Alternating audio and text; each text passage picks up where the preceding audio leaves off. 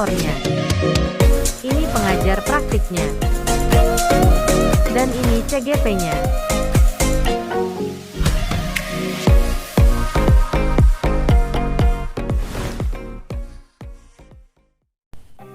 Assalamualaikum warahmatullahi wabarakatuh. Salam dan bahagia tentunya untuk kita semua. Perkenalkan, saya LD Eliadi Hussein Tangahu, calon guru penggerak Angkatan 7 di Kabupaten Bolaang Mongondo Selatan. Di video kali ini saya akan membahas tugas koneksi antar materi pada modul 2.1 tentang pembelajaran berdiferensiasi. Baiklah, tanpa berlama-lama lagi, mari kita simak bersama-sama pembahasan tentang pembelajaran berdiferensiasi serta kaitannya dengan modul-modul sebelumnya. Pembelajaran berdiferensiasi adalah serangkaian keputusan masuk akal atau common sense yang dibuat oleh guru yang berorientasi pada kebutuhan murid. Dalam arti yang sederhana, pembelajaran berdiferensiasi dapat dikatakan sebagai upaya seorang guru dalam menyesuaikan proses pembelajaran dengan kebutuhan belajar murid-muridnya. Berdasarkan pengertiannya, maka hal yang menjadi dasar dari pembelajaran berdiferensiasi ini adalah kebutuhan belajar murid yang beragam. Kemudian bagaimana cara kita menerapkan pembelajaran berdiferensiasi ini di kelas? Mari kita bahas. Dalam penerapan pembelajaran berdiferensiasi, langkah pertama yang harus kita lakukan adalah menentukan tujuan pembelajaran yang ingin dicapai.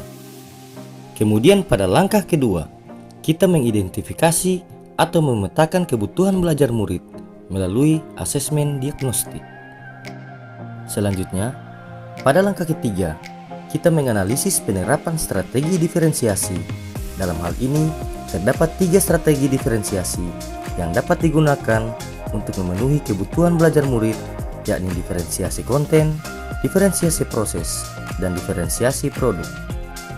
Pada langkah keempat, kita dapat mengimplementasikan rencana pembelajaran yang berdiferensiasi yang telah kita susun tersebut dalam proses pembelajaran di kelas. Kemudian pada langkah kelima, kita dapat melakukan asesmen pembelajaran yang sesuai dengan tujuan pembelajaran dan kebutuhan murid. Di dalam pembelajaran berdiferensiasi, seorang guru harus bisa memenuhi kebutuhan belajar setiap muridnya agar mereka dapat mencapai hasil belajar yang optimal. Kemudian bagaimanakah cara kita mengetahui kebutuhan belajar murid-murid kita? Mari kita bahas. Tom Linson dalam bukunya yang berjudul How to Differentiate Instruction in Mixed Ability Classroom mengatakan bahwa kita dapat mengkategorikan kebutuhan belajar murid berdasarkan 3 aspek.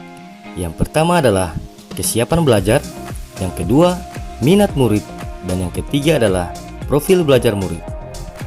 Pada aspek kesiapan belajar, guru perlu menguji pengetahuan awal murid terkait materi yang akan dipelajari.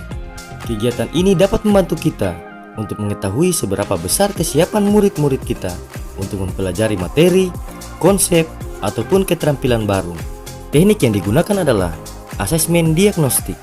Salah satu caranya yakni dengan memberikan pertanyaan-pertanyaan pemandu yang bertujuan agar mereka dapat mengingat kembali hal-hal yang pernah mereka pelajari sebelumnya terkait dengan materi yang akan diajarkan. Aspek yang kedua adalah minat murid. Pada aspek ini, guru dapat memberikan pilihan kepada murid untuk belajar sesuai dengan minatnya masing-masing. Hal ini dapat membantu kita untuk membangkitkan semangat murid-murid kita agar mereka lebih termotivasi dalam belajar. Salah satu caranya yakni dengan menyajikan konten-konten materi yang bertemakan olahraga, kesenian, musik, atau yang lainnya sesuai dengan minat murid-murid kita. Aspek yang ketiga adalah profil belajar murid.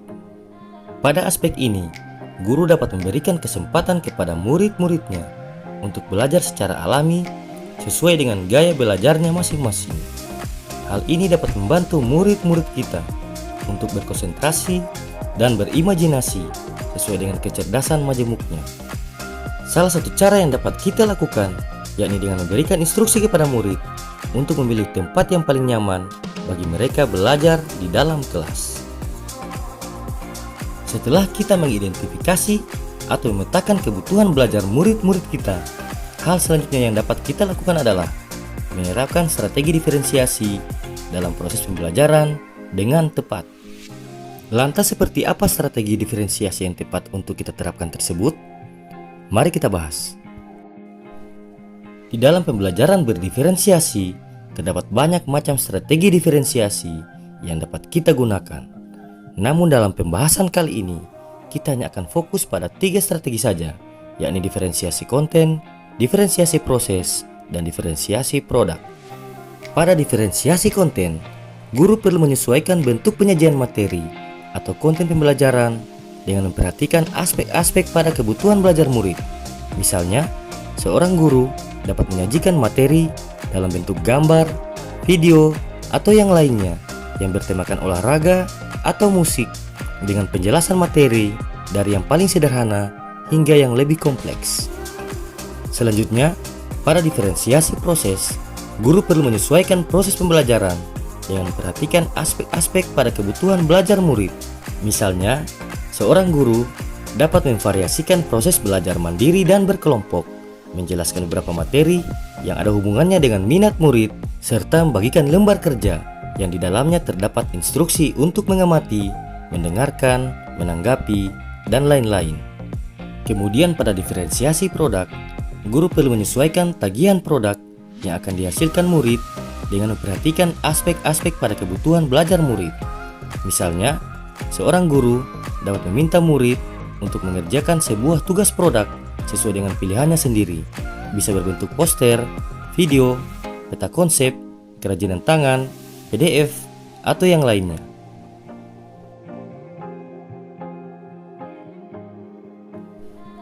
Ki Hajar Dewantara pernah mengatakan bahwa pendidikan adalah menuntun segala kekuatan kodrat yang ada pada anak-anak agar mereka dapat mencapai keselamatan dan kebahagiaan yang setinggi-tingginya, baik sebagai manusia maupun sebagai anggota masyarakat.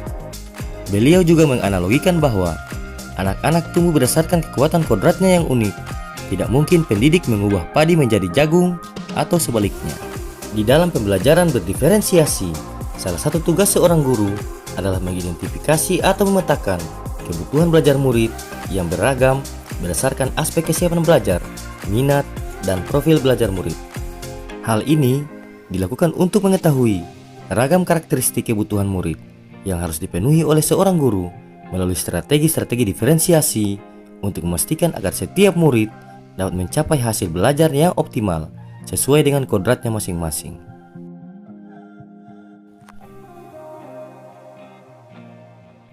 Untuk mewujudkan pembelajaran yang berdiferensiasi, tentulah seorang guru penggerak harus mengaktualisasikan nilai-nilai yang ada pada dirinya agar seluruh rangkaian proses pembelajaran dapat berlangsung secara optimal.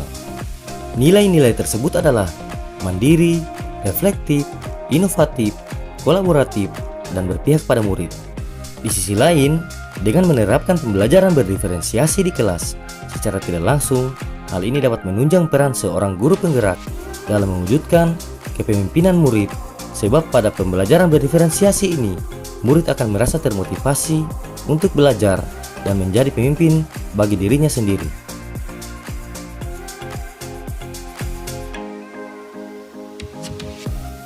Salah satu tujuan pembelajaran berdiferensiasi yakni untuk menumbuhkan motivasi belajar murid agar mencapai hasil belajar yang optimal. Hal ini tentu sangat menunjang visi saya sebagai guru penggerak dalam menumbuhkan karakter profil pelajar Pancasila di dalam diri murid-murid saya.